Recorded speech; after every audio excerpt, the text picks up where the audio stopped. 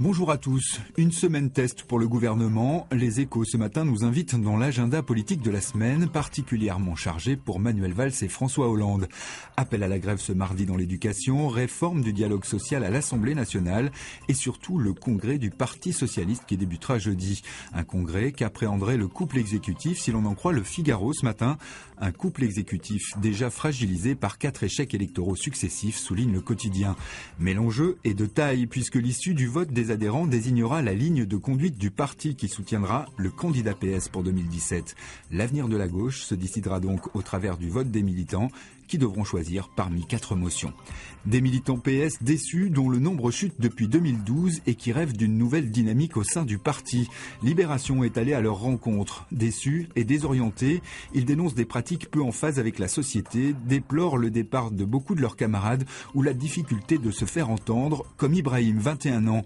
Adhérent depuis l'élection de François Hollande, il décrit un PS en crise d'orientation, divisé entre ceux qui demandent plus de gauche et le camp des réformateurs. C'est difficile, déclare-t-il, on est devenu inaudible. On savait que fumer était dangereux pour la santé, mais vapoter peut également faire beaucoup de dégâts, surtout lorsque la batterie de la e-cigarette explose. C'est la mésaventure qu'a connue un jeune vapoteur de Ligné en Loire-Atlantique et que rapporte Presse Océan ce matin.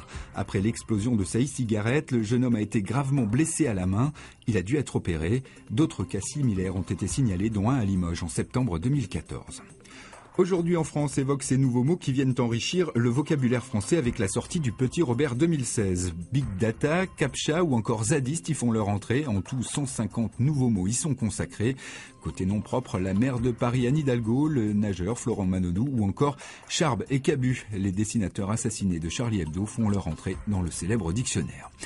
Nous sommes lundi et bien sûr l'équipe revient sur la fin du championnat de Ligue 1 et le suspense qui règne encore, mais pour la 3e place seulement, particulièrement convoité cette année, Monaco, Marseille et Saint-Etienne se la disputent, synonyme pour les 3 clubs d'une éventuelle participation à la Ligue des Champions et d'un bonus à 20 millions d'euros.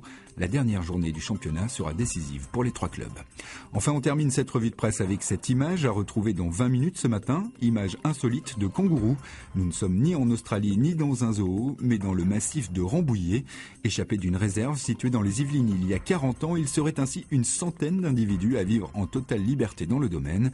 Une confirmation que le kangourou sait rebondir. Ainsi va le monde aujourd'hui, bonne lecture et bonne journée à tous.